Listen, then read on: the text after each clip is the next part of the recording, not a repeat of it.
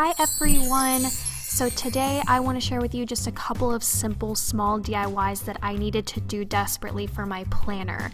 It's always good to kind of get a lot of these DIYs done all at once so that when you are planning your weekly or monthly spreads that you have options.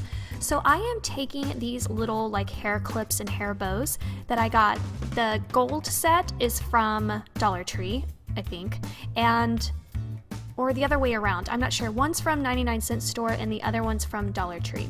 So this set has the alligator clip, and as you see here, I'm just simply removing it and it came off really easily. But you want to remove it because it's going to be in the way. So then I'm taking these that have the hair tie option and I just clip those off. The center of the hair tie was attached to the bow, so I wasn't able to completely pull the hair tie through, so I left it because it doesn't really matter to me. But if you do want the back of your paper clips to look really nice, then keep clipping until you really don't see it anymore. So then I'm taking my Dollar Tree paper clips and picking out the colors that I want to go with each bow. So most of the time I pick white, and I'm really actually on the hunt for some gold paper clips, but other than that I choose white or pink.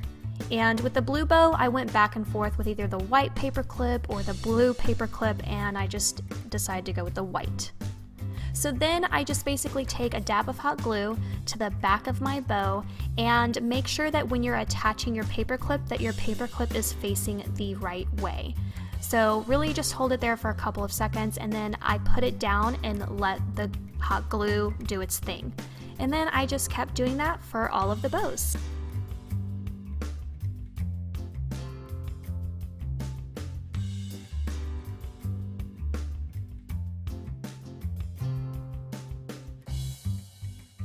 As you can see, I'm really trying to stock up on my paper clips. These, you guys, can be very expensive if you go on Etsy or maybe eBay or something like that. You get maybe one and you pay $1.50. But I will say that there are really cute paper clips on Etsy that I haven't even tried to master myself yet, but I'm gonna try to do it and see.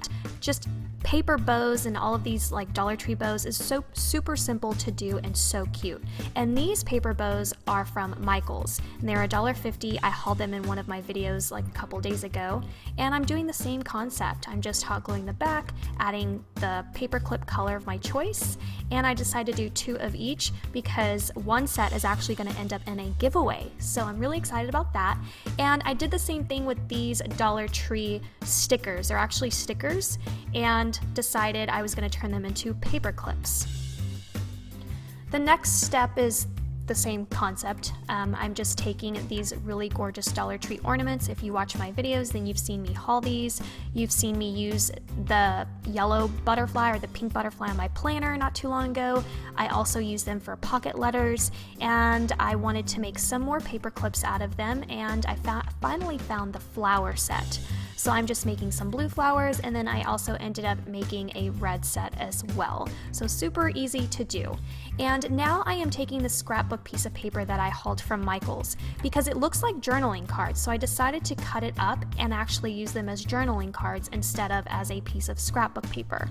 So because my cutting tool is really small, it doesn't fit 12 by 12 pieces of paper, which means I have to cut it down before I can put it in the cutting tool. So even though a lot of you ask me what kind of cutting tool this is, I wouldn't advise you guys to buy this. It's really a waste, and I really need to go get myself a bigger, better cutting tool. It's just defeats the purpose if you have to cut before you put it in a cutting tool. It's kind of ridiculous.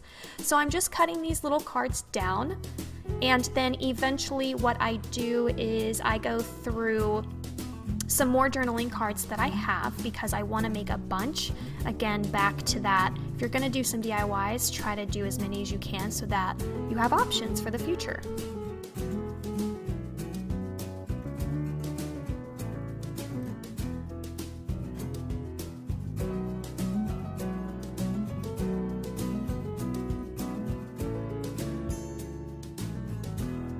Once I have picked out all of my journaling cards, I am going to use my laminator here in this situation, and I'm using these 5x7 pouches just because they're a lot smaller and fit the needs of these project cards instead of using like a big 8x10 sheet of laminating pouch.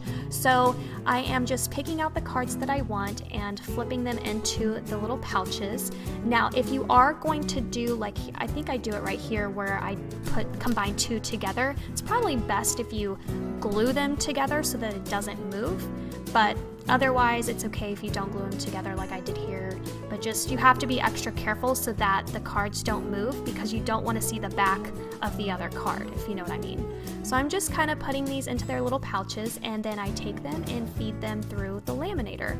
Now, if you do double up on your cards, meaning one in the front, one in the back, then I would run it through the laminator twice. Let it go in once facing one way, and then flip it over and run it through on the other side. What I'm showing you here is the open side of the laminating pouch has to be on the end. You don't want to feed the opening side in first, because then it's probably going to get caught up in the laminate, create bubbles, and ruin the whole thing. So make sure that the closed side goes in first and the open side of the pouch goes in last.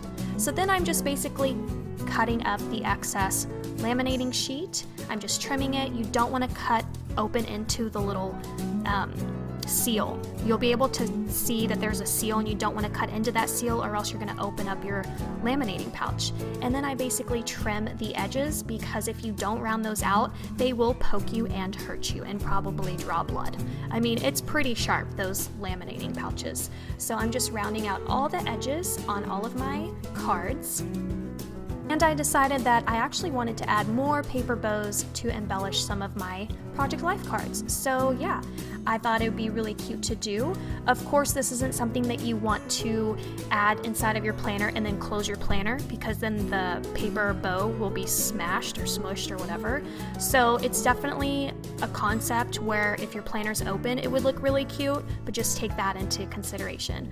I didn't do the bows on all of the cards, I just did it on some of them, and I really loved how cute it turned out. Super adorable. And they'd actually be cute too if you have like one of those planners, like a Midori or a Kiki K, where you've got the little pockets on the inside. It'd be cute to like store those there and make it look extra pretty.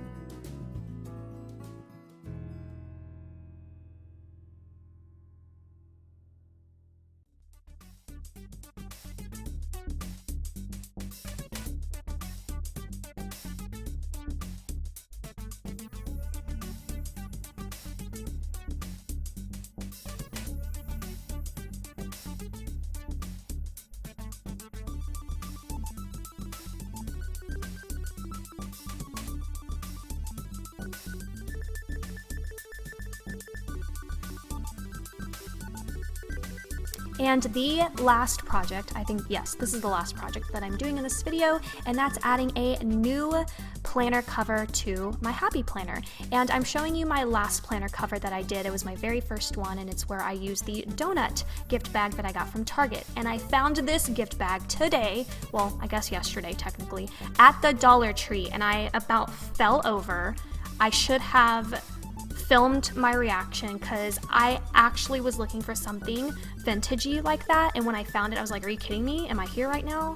So anyway, I'm putting aside the dramatics, and as you can see, the first thing that I'm doing is taking apart this bag. We want to basically cut out the front of the bag and the back of the bag, especially if you're using the design on both the front of your Happy Planner and the back of your Happy Planner. But also take into consideration that you want to also pick patterns for when you flip the cover on the inside. So you're essentially needing 4 pieces of, like, I don't know, construction paper or scrapbook paper. I don't know what the word I'm looking for is. So I'm going to do the bicycles on both the front and the back, and then I am going to take some pieces of scrapbook paper that I purchased from Michael's as the insides of each flap. So I'm still sitting original Happy Planner covers for this process, because I use it to trace and then cut, and also to apply the holes and the hole punch and all of that. And this is also very important for the back cover. You don't want to use the front original cover as your tracing, because the punches on the back side of the cover is actually going to be on the right side of your bag, and the front cover punches are going to be on the left side. So in this case, this is the front cover because it has the foily, because the back of the Dollar Tree does not have the foil. And so the punches on the front cover is going to be on the left side. So I'm just sitting here putting it up against the original cover, making sure that it fits. And then I cut down the scrapbook paper that is going to go with the front cover so that when I flip it over, it's going to look really cute.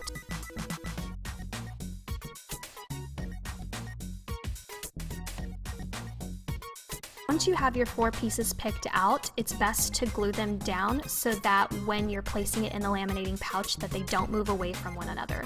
So I am applying a glue stick to the scrapbook paper and then putting the bag on top of it and then doing any trimming necessary, and I repeat the same process for the second cover, for the back cover.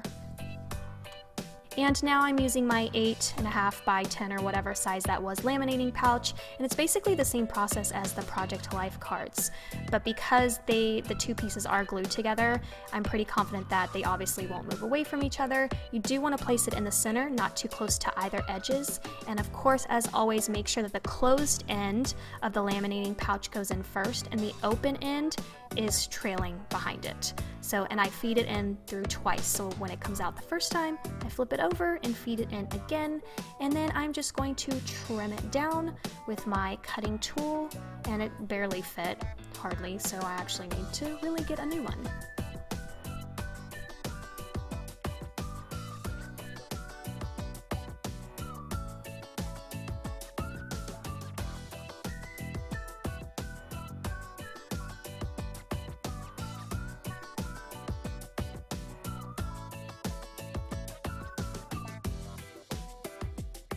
And the last step of this process, as you see here, is I am just hole punching through, and then I take a pair of scissors and cut the slits for the Happy Planner.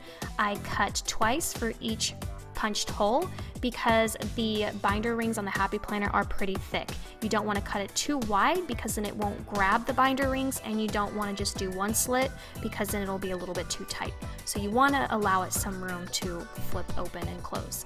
Doing the same process on the back side, and as you can see, this is where I'm talking about where the punches are on the right side of the bag.